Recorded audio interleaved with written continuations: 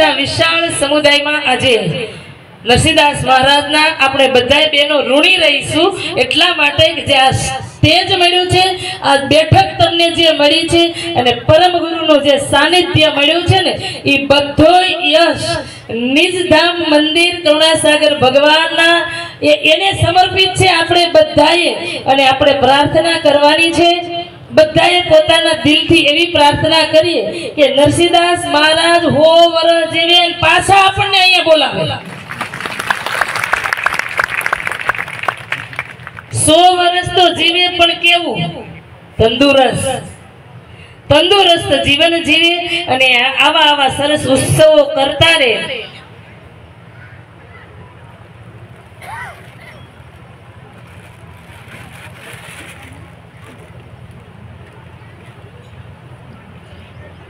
એટલે આવો સરસ મહિલા મંચ આપણે બધાને જે સાનિધ્ય સાંપડ્યું ભગવાન કરુણાસાગરની ઉપસ્થિતિમાં નાનદાસજી મહારાજ, સુખાનંદ બાપજી, મુક્તાદાસ બાપજી, અહીંયા રઘુરામ બાપજી, આ બધા મહાપુરુષો, આ બધાનું સાનિધ્ય આજે આપણને બધાને મળ્યું છે।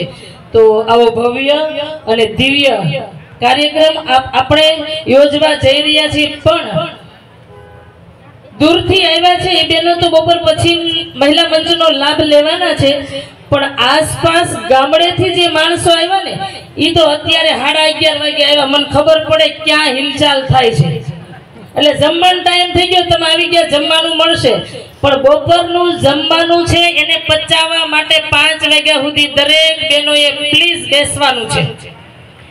આસપાસ ગામડાના બહેનોએ કોઈએ જવાનું, सरपंच साहेब ने तो आपणे रजा आपीशुं एम जरूर हशे तो।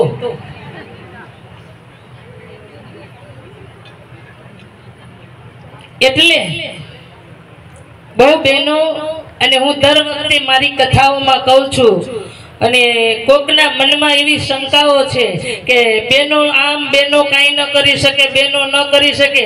હું પાછળ મારી સાથે ભાઈઓ આવ્યા ને બધાને રોજ કથામાં કહું કે તમારી ધર્મપત્નીઓ છે એને અઠવાડિયા સુધી પિયર મોકલી ગયો, અઠવાડિયે પિયરથી આવે તો રસોડું તમે ઢોર બાંધે એવું કરી નાખો ભાઈઓ। बेनो वगर पॉसिबल ज नथी। अने आ विश्व नियंताने ज्यारे संकल्प थयो के साव एकलो बैठो छूं तो कांईक खेल करूं करता मालिक ने संकल्प थयो के मारे जगत बनाववुं छे। अने जगत बनाववाना निर्माणमां एनी हजूरना 2 पुरुषो हता, एक तो दिव्य परम गुरु करुणासागर भगवान अने बीजा पुरुष हता निरंजन पुरुष। 2 पुरुष करता मालिकनी हजूरमा रहेवा वाळा अने कैवलने एवो संकल्प थयो मारे जगत बनाववुं छे, पण एकला जगत बनी शके नहीं, तो 2 मांथी मारे कोने नीचे पृथ्वी पर मोकलवा। त्यारे कैवल करताने विचार आव्यो के निरंजन ने हूँ पृथ्वी पर मोकलूं अने परम गुरु ने मारी हजूरमा राखूं। एटले कैवल करतानुं बीजुं रूप एटले परम गुरु।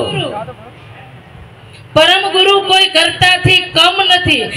गुरु महिमानी पहली चौपाई तमे रोज गाओ छो, कंठस्थ थयेली छे के पति पद परम गुरु एक में एक समझे जे संत ए मोटो विवेक। तो परम गुरु कैवलनु बीजू स्वरूप छे, कारण के मनुष्य देह ने उपदेश आपो होय तो कैवल धाम थी डायरेक्ट आपणे झीली शकीए एवा हता नहीं। एटले अमारा सौराष्ट्र एक स्त्री संत छे एने गायु छे खाडा रे खाबोचियानी देडकी ई शुं जाणे सौंदर्यानी लहेर, नर पुरा रे मळे तो रावु रेडिये, अधूरिया ने न कहिए दिलडानी वात, मारी बेनी रे नर पुरा रे मळे तो रावु रेडिये। एटले दिव्य परम गुरु करुणासागर भगवान आव्या, कैवलनो संदेशो लईने आव्या छे, पण ई तो एटला आम होशमां हता। कैवल धामथी परम गुरु आ बाजू आवता हता ने एटला होशमां एटला माटे हता के हूँ तो निजनो पुरुष अने जगतमां जाव એટલે આખું જગત મારી વાત માની લેવાનું છે। પણ આપણે થોડા ઓછા લાકડે બળી એવા છીએ। સંતોની વાત કાને ધરીએ એવા નથી. અને એમાં અમારા સંતોએ કીધું છે કે નથી મફતમાં મળતા, એના મૂળ ચૂકવવા પડતા. સંતને સંતપણા રે મનવા નથી મફતમાં મળતા. ભરી બજારે કોઈ વેચાણા, કોઈ તેલ કડામાં બળતા રે. સંતને સંતપણા રે મનવા નથી મફતમાં મળતા. તો આવા સંતો છે એ આપણા માટે આવા કાર્યક્રમો કરે છે. જાહેર સંપ્રદાયના આવા પ્રોગ્રામો જ્યારે યોજે છે ને ત્યારે જ ધર્મને વેગ મળે છે. 6 મહિના સુધી ઉપાસના ન કરો ને એટલે 6 મહિનામાં તમે અડધી ભૂલી જાઓ. જેમ બપોરે જમો છો અને તરત જ વાસણ સાફ કરી નાખો, સાંજે જમો તો પાછા સાફ થઈ જાય ને. પણ અઠવાડિયાના ભેગા ઉટકતા હોય તમને શું વાંધો આવે? ઓછું કામ પડે. અઠવાડિયાને ભેગે સાફ ન થાય થતા વાસણ ટાઈમે જમો અને તરત જ સાફ જેમ કરવા પડે ને, વાસણ કરતા તો આપણું દિલ બહુ ગંદુ છે. એને ઘડી વારે પલ અને સમયે એને આપણે સાફ કરતા રહેવું પડે. અને સાફ ત્યારે થાય કોઈ સદગુરુના શરણમાં જાવ, કોઈ સંતના સાનિધ્યમાં જાવ, કોઈ ધર્મ સભામાં જાવ ને ત્યારે જ આ દિલ ચોખ્ખું બને. નહીતર તો એટલો બધો કચરો નાખીને ગંદુ કરી મૂક્યું છે. અહીંયા ડ્રેસ કોડમાં બેનો આવ્યા છે. આ અમારા મહી બીજનો ડ્રેસ છે. બધા બેનો ડ્રેસ કોડમાં બેઠા છે ને. મહા સુધી બીજના કાર્યક્રમમાં આ ડ્રેસ બધા પહેરે છે. હવે આજે ડ્રેસ પહેરો, હવે સાંજે સમજો કે 10 વાગે ઘરે પહોંચી ગયા. બેનો એકલા ઢોર એના મૂકીને આવ્યા હોય તો સીધા ઈ ઢોર બાંધ્યા હોય ને ત્યાં બેનો જોયા, પાડોશીને કીધું હોય પણ પેલા જોવા દૂસરી ગાયો ભેંસો હશે ને એટલે સીધા પેલા ઢોર બાંધ્યા ત્યાં જાય. એ કે ચાલો કે કેવું છે, શું છે, ઢોર ભૂખ્યા છે, તરસા છે.